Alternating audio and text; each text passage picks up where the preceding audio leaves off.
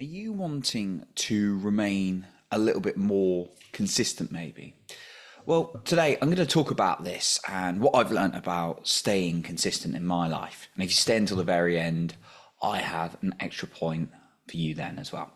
As always, if you want to connect with me on social media, you can find my links in the show notes below as well. Now, I realise in my life there's been some areas where I've been consistent and areas when I've not been consistent, right? I'm a human being. We all have our ups and downs, no one's perfect. In fact, perfect doesn't exist, right? Perfectionism is a made up thing, but basically hiding our flaws. That's what I've come to learn. And yeah, I've been very consistent in some things and not others. And what I've also been able to do is realize when I'm wanting to be more consistent in an area, model what I've done maybe in an area where I am consistent and take it to that. Now, why is this important to this kind of podcast? Well, when I'm talking about things as in emotions, the relationship you have with yourself, it's really important that it's not just something you do when you're feeling down. And that's what I used to do. I used to be like the kind of person when I'm feeling down, right, now I'm going to put in the work emotionally to work on myself, whether that was my general mental health, my self-esteem or self-love. I realized it's something that I've always got to do because life can be beautiful. It could also give you some growth opportunities, some challenges as well, right? You never know what circumstances are going to come your way. And when I've been not working on myself, emotionally, for example, not being consistent on that, it's a lot harder to pick myself up from some situations. Now, of course, there's going to be, you can meditate all day long if that's what works for you, and we'll go into different things in a minute. You could, journal every single day. And that doesn't mean that nothing's going to knock you off your course. It just means that, for me personally, what I've learned is that lesser things don't impact me, doesn't really cause as much stress. And then when the major things do come across, like maybe you lose someone, maybe you lose a job, maybe you lose a business, of course that's going to hurt, right? But it's not going to knock me off as much. That's what I've learned.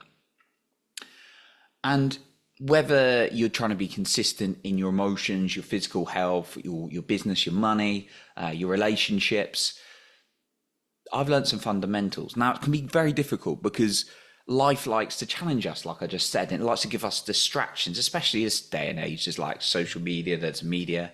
I'm certainly guilty as anyone for getting a bit caught up on my social media sometimes. But, there's all sorts of distractions out there. And this is what I've really learned in order to stay consistent. So, for example, for me, I've been very consistent in my podcast, and that's why it's done very well. Now, just because you're consistent in something doesn't mean it guarantees you. I know people who've been consistent in their podcasts, yet I can see some fundamental mistakes they're making. And, I try to give them some guidance when they've asked for it and they've not necessarily listened. You can be consistent in something. There's obviously got to be following the right strategy as well. Yet, if you're not consistent, that's very unlikely to lead to any kind of success that I personally found, especially when it comes to things like emotions. Being able to get what's known as emotional mastery is not going to happen unless you consistently put in the work, right? And then learn from some people who are really, really good at that. I want to ask you this: when you've not been consistent, how's that impacted you? If you're anything like me, it probably didn't do you any favors. So here's what I want to share with you in terms of how to make things consistent. Number one, reduce the amount of things you need to be consistent on. And what do I mean by that? Well, if you're trying to be doing too many things at once, your brain's going to get overloaded and then be it's too hard, right? And then maybe get back into bad habits. When you focus on the things that really matter and being consistent in them, that's key. So, for example, I'm not going to be consistent in playing the piano because I'm not someone who plays musical instruments, right? And that's totally cool with me. I'm very consistent with my podcast because I'm a podcaster. That's how I define myself. And I need to be consistent in order to keep giving value. Even if I do need to backtrack and make the old episode for whatever circumstance, right? Because sometimes I batch my episodes, sometimes I have to just make it up as I go through the week. Not make it up, but have to do them day by day. But like if someone who wants to be an expert piano player, they do have to be consistent in playing the piano every day. But they probably don't care about being consistent in podcasting because they don't want to do a podcast. Totally cool, right? Now for me, I've been like on and off in my life with being consistent on my emotions. And like I've talked about that earlier, right? Now, the people who, like one of my mentors, Joseph McClendon, he's like an absolute expert in mastering his emotions. It doesn't mean he doesn't get upset. It doesn't mean he gets stressed now and then. Yet you can see him when a challenge comes in, you're talking seconds before he pulls himself back because he's trained himself to do that. He can just, I remember he like lost a lot of speaking engagements during the lockdown because that's what he does. He's a world-class speaker. And it took him probably more than a few seconds, took him a good minute or so to look himself in the mirror and then use some of his techniques that he uses every single day on himself. And then he pulled himself back into, what do we get to do now? What's the virtual opportunities? And that's someone who's very consistent with their emotions every single day.